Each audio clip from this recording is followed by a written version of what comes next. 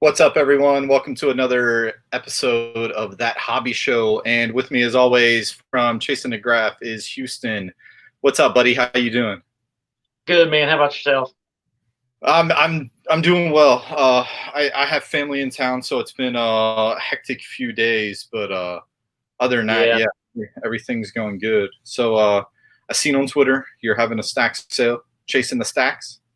Yeah, buddy. That's a hashtag I created. I thought it made sense. Might be kind of lame, but it's like 73 lots, most of everything $2 to $3, couple 50 cents, couple of dollar stacks, and a couple of high end things in there, nothing crazy, and that's gonna be open until 5 p.m. tomorrow night, Monday.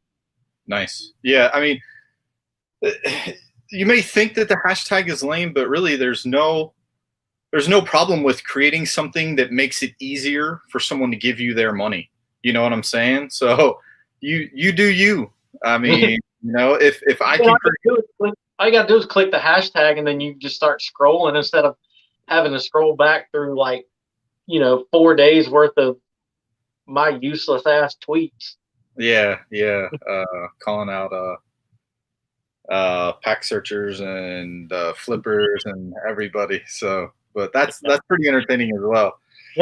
So, this episode's pretty much your baby, man. I could not think of anything. I guess I had YouTube content creator block, and I really couldn't think of anything. And you came up with this, and the more I thought about it, the more I really got into it. But I will definitely let you take the lead on this. So I didn't really know what to title it. So like sports card hobby for beginners, sports cards 101, because I mean, me and you definitely aren't experts by any means. Hell, I don't know. I mean, we all know there's plenty of people in the hobby that think they are the God's gift to the hobby, and that they know it all. But yeah, I don't plan or what was I going to say? I don't. I at least hope I don't come off that way. I try to be helpful and everything as long as somebody at least shows that they're putting in the work. You know what I'm saying? Definitely. Because I get a lot of questions about TTM through the mail autographs. Definitely. If folks don't know what those are, since this is kind of like a hobby for beginners, I'll explain it. So TTM through the mail autographs. That means you write a letter to the player or type it out. You send the letter along with the cards in a self-addressed stamped envelope to that player, and hopefully they sign it and send it back to you. So there was a guy a couple weeks ago on Twitter, right? I made a post. Hey, who are the good signers that used to play for X team? So I replied, no big deal, because nobody else, like his post wasn't getting any type of traction, right? And so I replied with some names, and he's like, I heard they charge fees. Where do you send the cards? What's their address? How much do you send? Like, it's one of those things. You lead a horse to water, but you can't drink it for him or can't make him drink whatever. At least I think if you would have done a Google search, or I mean, at least tried to search it, dude, you probably would have found something. You know what I'm saying? Yeah, because that's oddly enough, that's how I got into TTM. Is a guy I worked with at the time back in 2010. He was super in the cards growing up, and this guy's in his late 20s. There's actually two guys. One's in his late 20s, the other one's like in his 50s, and both of them were like super in the cards when they were young, and had kind of stayed in the game, but just not nearly as engulfed into it as they were. And so, of course, I'm raving about Josh Hamilton back in 2010, and Yeah. that kind of thing. And one of the guys, he was like, try sending them something. He was like, some players do that. And I was like, some players do what? And he was like, well, he's like, some players, depending on their attitude and everything else, he's like, if you send them something, they may sign it and then send it back to you. And he was like, it's worth looking into. And so I went home that night. I still remember it. I can remember I Googled Josh Hamilton fan mail, and I got this weird. Well, to me, it's weird now knowing like the different forums that are out there for TTM. And it was like whatever player or celebrity fan mail dot biz. Mm. And so I Googled Josh Hamilton, and that came up, and there was the Texas Rangers address out in Arlington, and there was just, I guess, comments or posts from people like, "Oh, I sent Josh Hamilton this 8x10, took 11 months, came back, one of one." And so I started going from there, and I was like, "Holy shit, is this like legit?" And so I actually emailed the Texas Rangers, knowing full well they would see that email and like, does our player sign fan mail? We don't know. Who cares? And then just write it Yeah. off.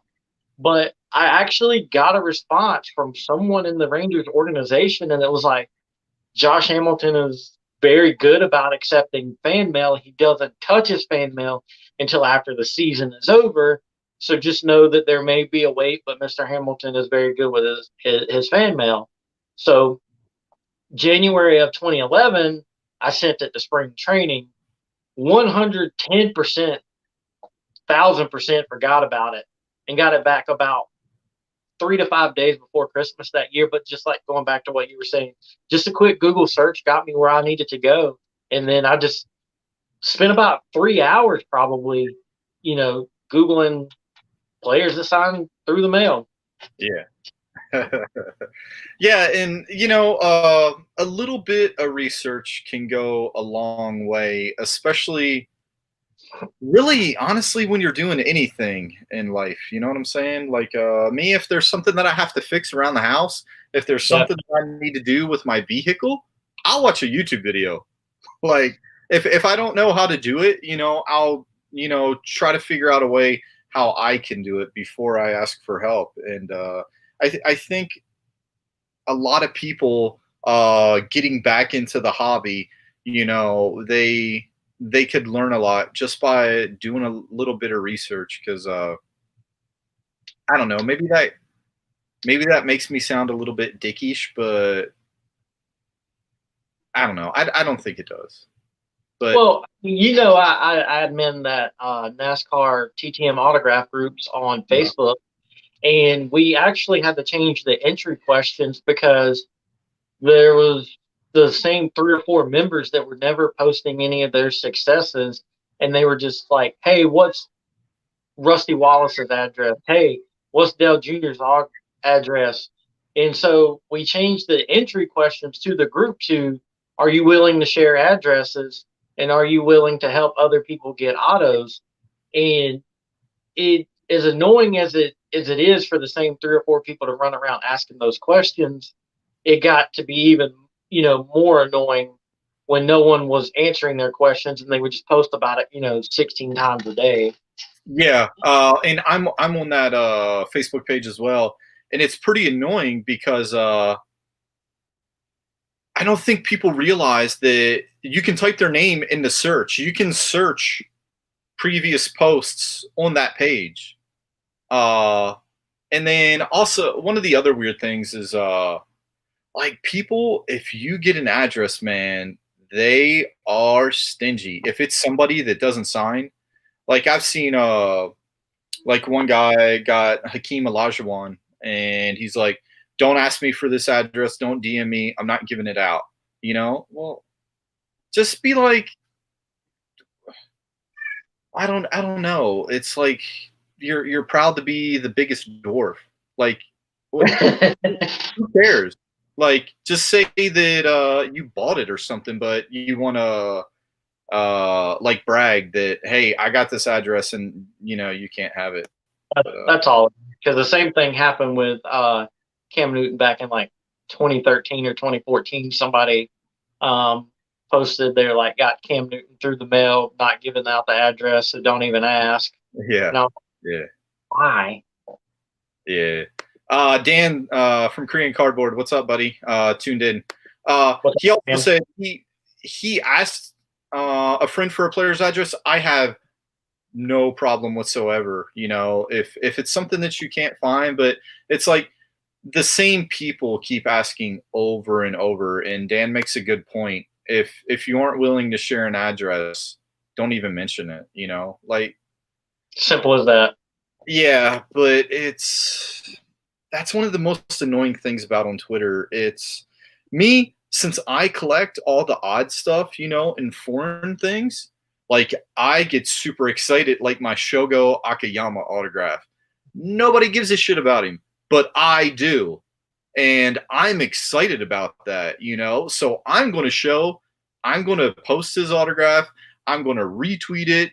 And, yeah, because that's what I'm into. And you know, I just get so tired of seeing the same. Since it's kind of topical on the one post that I tagged you in, I'm tired of seeing Justin Herbert. I'm tired of seeing Jalen Hurts. Like I don't care. And not that I don't care. I mean, it's cool to see those cards, but show me your beat up Sandy Koufax. That's what I want to see. Show me your Nolan Ryan rookie card. That's where the real interest is. Yeah. But I'm starting to rant and get off topic though. So since it's Hobby 101, but you recently came back into the hobby, right? A couple years ago, you kind of took some time off. Yeah. I somehow or another, I don't remember how it happened, but I collected really hard from 2010 to 2015, and then in 2015, like I just like stopped going to Walmart one day and looking for cards and had zero interest in it until it was you. I blame you. You were like, "Hey, check out Hobby Twitter, see how that works." And I was on Hobby Twitter for a little while, a couple of months, and posted like once a week, maybe twice a week or whatever. And then that was back in January of last year. You know, I'd post my TTM during the pandemic successes. And then in October of last year, Hobby Twitter just like surrounded me and was like, Yeah. let's get back into it. So in October, I got back into it and started hitting it hard. And boy, was it like running into an invisible wall. Yeah. So what what was that wall like? What were the walls? The wall is back from 2010 to 2015. I could go to both Walmarts here and Target, sit there, stand at the shelf. Do I want a value pack? And that's what I was going to get into next. Do I want a fat pack? Do I want a hanger? Do I want a blaster? Do I want a mega? You know what? Okay, there's 6 blasters here. Do I want this one? No, this one's got the hit in it. Nah, this one's got a good vibe to it. And obviously now that it's just 100% not the case. If you're not standing in front of that shelf when the Anderson rep puts it out, you're not getting it. Simple as that. You may not even get it when the rep's there. If you see in the Twitter video, Where I do, it's not going to happen. yeah, the running of the fatties when they destroyed that Walmart, that was pretty embarrassing. Yeah. Yeah, but so one of the other things that I've seen that could be a hurdle, and I know not everybody is fortunate enough. Do you have an LCS around you? And an LCS is local card store or local card shop. Yeah, I've got one. It's about 35 minutes away. It's not too bad. The guy that runs it, he's super cool, super nice. His hobby box prices are very much on market.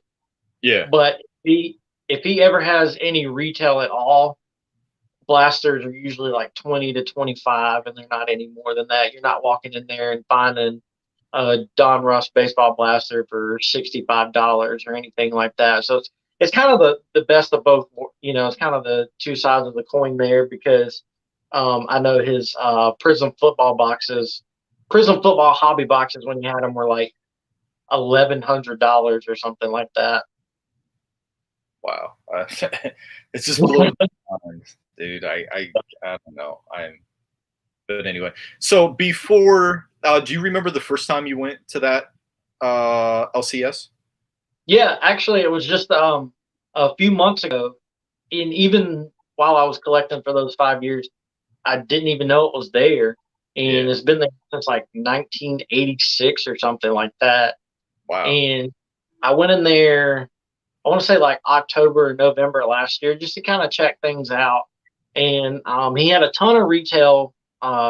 His hobby boxes at the time were kind of in between market rate, but in between like a decent, manageable price. But all of his retail, like I said, his blaster boxes were like 20 to 25, depending on what they were, no more than that.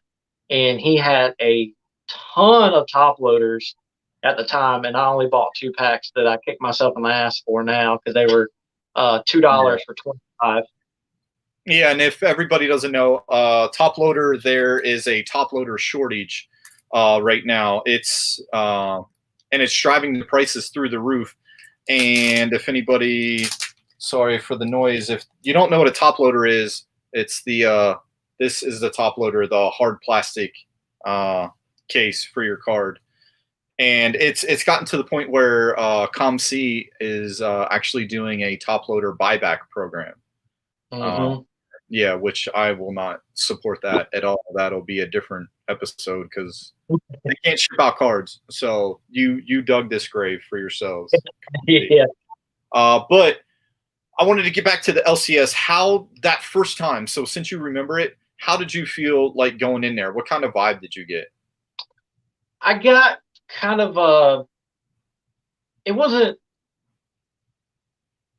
It was more of a neutral vibe. Like I was not like, oh my god, where am I at? But Yeah, also wasn't like, man, what kind of shit is this? This is stupid.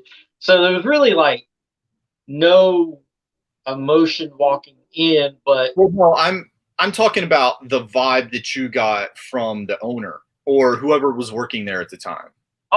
he I absolute good vibes from him as Yeah, far as and how he does business.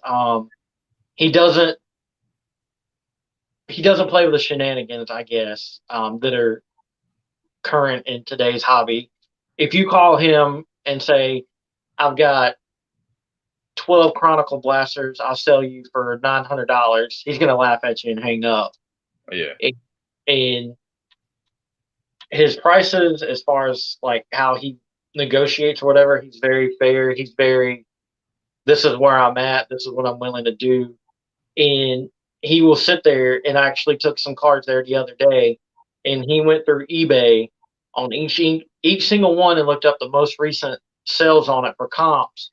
And he was very, very close to those, closer than I thought that he was going to be, considering he's still got to make money off of it too. So yeah, yeah. I'm getting more impressed each time I go in there dealing with him and talking to him. A lot of the card stores around here, it's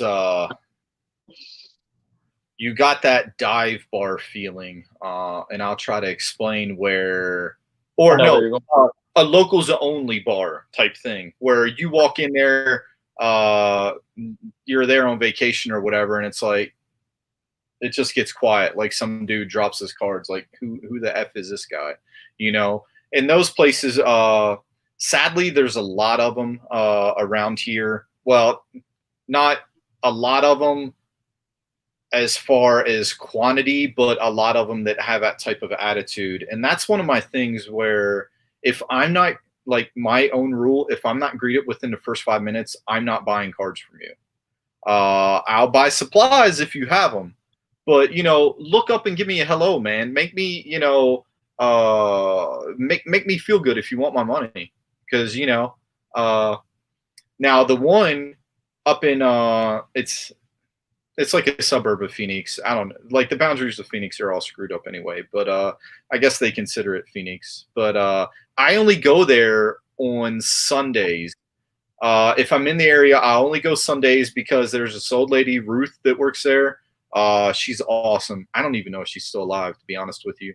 But when I first lived in Arizona back in 2004, she worked at another card store. This is her third card store that she's worked at, and I followed her everywhere. Like I will only go there because of her.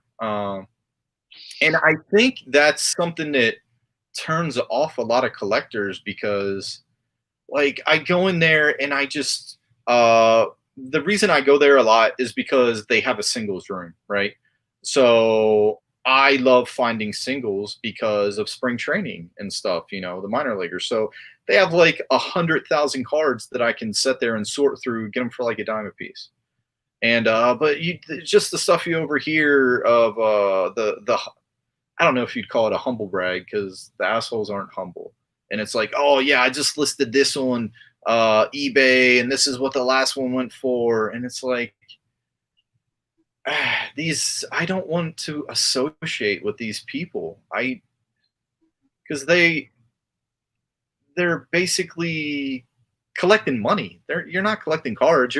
It's just holding a spot until you get that PayPal transaction or whatever. And I don't want to talk to these people.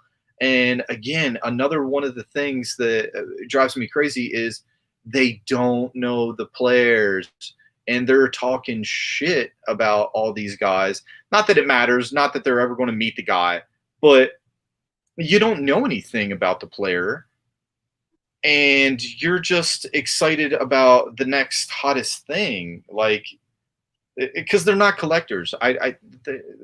That's what annoys me, and I think that turns off a lot of people. And they have their whales that are in there, where these dudes just spend thousands of dollars a week on product, right? And they sit in there and they rip everything, and they're all, busy giving those dudes, the business while you're like, I'm looking around like, dude, can you, like, I've been staring at this display case for 5 minutes. Like, there's probably something that I want in there. Come talk to me, and it just drives me crazy, dude. And I think that turns off a lot of people because, for me, sports card stores are fun. They're like, they always have the kick-ass photos and the jerseys and everything in the window, and you want to go in and look, make me feel welcome. Because if I'm not welcome, if I don't feel welcome in your place of business, I'm not going to spend money because I'm not going to be in there long enough. I'll do like a lap around the store. And exactly. Okay, maybe there's something that catches my eye, but place creeps me out. Don't want to be here any longer than I am, but I'm too embarrassed just to walk in and walk straight back out. You know what I'm saying? Yeah. Oh yeah. And yeah, but anyway, ranting again. Yeah. I mean, it's all relevant because LCS is. I think they're in a position that they haven't been in for 2 decades now. So junk wax era. Yeah, so they don't really know how to. I don't want to say they don't know how to handle it, but maybe they're trying to take advantage of what they can, and they're the people that come in there are spending $1,000 a week. It's like when I used to go to a bar. If it's just jam packed full of people, every time I went up to the bar and I get 2, 3 beers or whatever, I would always tip the bartender. So when I walked up to the counter, they would pay more attention to me than the person beside of them that drank 1 beer in the last 30 minutes and hasn't tipped them yet, kind of a thing. And it worked every time. So I think these people coming in there like, I'm going to spend a lot of money in your store. You give me your attention or I'm not going to spend it. And at the end of the day, and I don't want to get into the whole hobby bubble thing because everybody's got their own opinion about it. But if that hobby bubble were to burst 6 months from now, the guy that comes in there once a week and goes through the singles and spends $15 or $20 is going to be there. The guy that was coming in there and spending $500 to $1,000 on hobby boxes isn't going to be there. And I just don't think they're thinking about that long term. They're thinking about the here and now. This guy's came in here 3 times this month and dropped $1,000. So when next time he comes in here, I'm going to be, hey Jim, do you want this football prism? What can I get for you? Can I help you? Like, you're the only person in my store right now. So I think that's got a lot to do with it too. Is they're just living in the here and now and not thinking about the long term. And arrogance. That's one thing I've noticed about collectors. Really in this hobby is the arrogance. It's a huge I don't know how to say it, but it's just a huge turnoff. That's why I'm not so active on Twitter anymore with like commenting or stuff like that, or even I'm pretty much non-existent on Facebook. But like what I collect, I think is bubble proof, vintage Korean and Japanese baseball cards and Taiwanese baseball cards. So if that bubble bursts, I am screwed. But that, because I like the oddball stuff. I Going back to what you were saying, and I mean, I'm not going to say any names, but if anybody's on Twitter, when I say this, they're going to know exactly who I'm talking about. But there's this one, and you may have seen it. I don't know. There's this one guy on Twitter. He gets brought up a lot in the group chat I'm in for being far above comps, and people will claim stuff like so fast, and then this morning he posts he's at the Dallas Card Show, and he was like, I know whoever put cards in my stack sale, my girl didn't ship them out like said she was going to. I thought I could trust her with the product. Obviously, I can't trust her. So I'm in Dallas. Nothing I can do about it. Yeah. And he just recently like quit his job to mess with cards full time. Has an LLC. He has 30 to 40 people subscribed to his Patreon, but somehow his girlfriend was left to package these cards, ship them out, maybe not necessarily package, but ship them out, and she didn't do it. And if you're trying to run a business, it's the only way that this doesn't affect your business is if you just have people brainwashed. But to just get on Twitter and be like, oh, my girlfriend didn't ship this stuff out like I asked her to. I thought I could trust her, but I really couldn't. It just goes back to that arrogance you're talking about, because like if you're trying to, he literally has an LLC now. Yeah. And this is how you're doing business, but you're doing this business because you know that the people are still going to buy from you, no matter how much you forget to ship their stuff or no matter how late their shipment is, that kind of thing. And I can only imagine he ships out an ass ton of stuff a week, given what I see him post. But it's just like you can't any other legitimate viable business that mistreats you, doesn't serve you, ignores you when you're in the store. Like, how long can that really go on before it's like? But like you said, there's that arrogance there that I can not. I can put this shipment in someone else's hand, not knowing if it's really going to go through or not, and know all at the same time that people are still going to buy stuff from me. Yeah, see, me, I could never do that because I am super paranoid about my, I guess you could call it a brand. I mean, I'm trying. I have my own logo. I'm proud of Charm City Autographs. It's a molehill that I have built, but it's my molehill, and I am slowly going to turn it into a mountain. It's not going to happen overnight. It's going to be me busting my ass and making sure that the customers that I do have are taken care of. And what I do is, so this is how paranoid I am. If I sell anything, I will send you a picture of the envelope before I put a stamp on it. I want to make sure that your address is correct. So your address is correct. It gets the stamp. It gets the return, my little sticker, right? Then I will send you a picture of that. So you also have proof of the envelope with the stamp on it. And then after I mail it out, I will send you the picture of the tracking number, the legit receipt. So that way it's not where you can say, oh, I thought that 6 was an 8 or something. So your tracking number is taken care of, right? and it's good that you said that you mentioned shipping, because something I wanted to bring up is, so there's a lot of anti PWE shippers, right?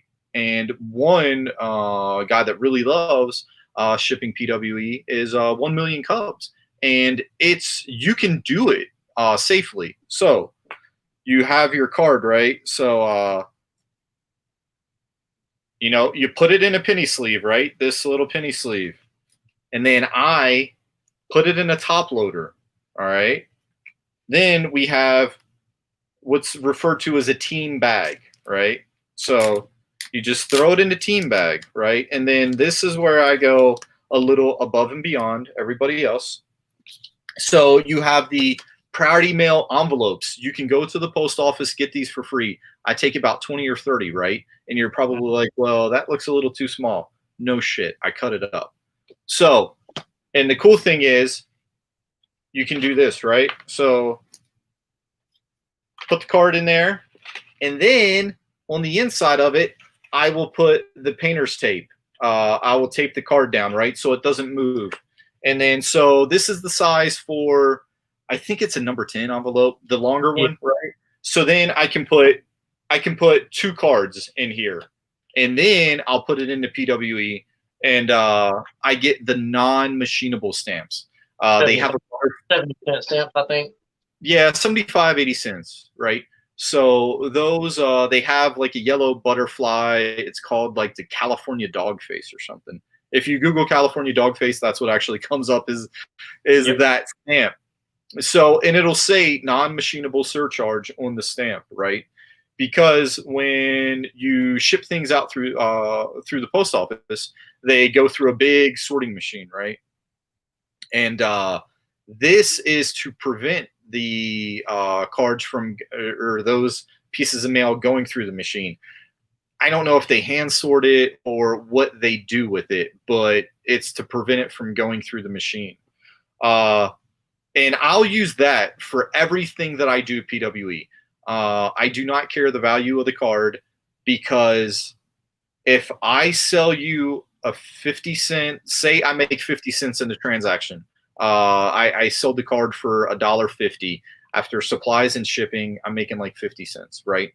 Even though that 50-cent profit to me is not worth losing a customer, it is not worth the negative review, because I am not at the point where I will not give a shit about my customers, and I will never be that way, because without those people, I am nothing, and I will not accomplish my dream of making this a living, as me being able to live off of Charm City autographs, because I'm still going to need those people. I can work hard all I want and stay up late, neglect other stuff for the business. But without those people, there is no business. You're just a guy with a hobby that doesn't make any money. So that's what I do. That's how I ship PWEs. And PWE is plain white envelope. Yep. Yeah. So, and that, you're talking about the people who will only ship, bubble mailer with tracking, and that's why I don't really buy anything off eBay unless it's just a card I really want, because I'm not gonna win a card for 99 cents and then pay $4.50 for it to be shipped.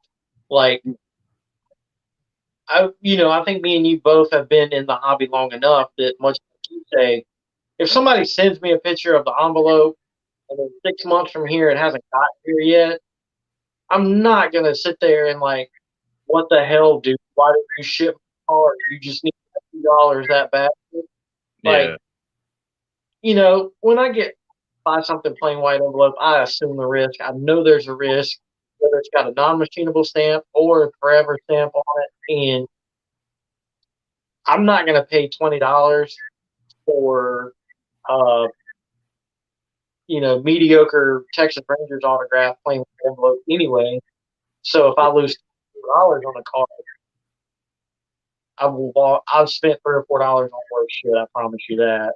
Yeah, right. Because like I know my Kazuhisa Ishii card is worth 50 cents. I'm not going to pay $5 because of all the shipping. You know what I'm saying? But yeah, yeah. And I'm really glad that eBay brought that PWE option because Yeah, I'm totally fine with it. I'm not, looking for the high end cards. And honestly, bubble mailer with tracking gives you that false sense of security. Okay, the tracking is good, right? But if you don't package the card right in the bubble mailer, it doesn't matter because I bought 5 cards the other day, and they came in a bubble mailer. Had bubble mailer with tracking. Awesome. Gave me that warm fuzzy. My cards are protected. Open it up. Each card is in an individual Ziploc bag. So, what good is the bubble mailer if the cards are in Ziploc baggies? But, am I giving you Forrest Whitaker eye right now? yeah, But here's the thing. Here's the thing. The cards were fine. So I'm going to leave them a good feedback. I might go like neutral on the shipping portion or leave a comment. But I mean, they got to me safely. That's all I care about. You know, definitely. and they didn't try to profit off the shipping. But yeah. But I Did you think see that lot where somebody will be like, you win the car for let's say $1.75, shipping's $4.50, but then you still get in a plain white envelope with a forever stamp on it. yeah, that's And for me. That's negative feedback. Well, first I'm requesting a refund before I do the negative feedback. yeah, definitely partial refund all day long, if not full refund. Yeah, yeah, definitely. But I do have to run. I have to cut this one short. I apologize. I don't know if we made any beginners to the hobby feel welcome. But you have our Twitter handles right down there. Hit us up. I do not care. There's no question too dumb, but if you're going to keep hounding me about the same thing, then maybe I'll be a little snarky. But yeah, I want to be the guy that people come to because I see the same people on Twitter getting tagged and they're influencers, but they're not informed. Definitely. And like, but it's like, who the hell's this dude with 1,000 followers? I'm going to ask this guy that has like 15,000 because people are following for a reason. Well, you don't always follow the smartest people. But yeah, I want to be that guy. I think both of us do that. People go to for information and they feel like they've walked away from the conversation knowing something that they didn't know. Definitely. But yeah. Definitely. But yeah, so check out Chasing the Graph on Twitter and Facebook and use #Brown Chasing the Stacks and get those cards and they will be shipped to you safely because Chasing the Graph always ships safely. I should know. I've gotten cards. Yes. So thanks for tuning in, everyone. I hope you all enjoyed it. We will see you next week. And give us ideas for shows. I'm running out. Please.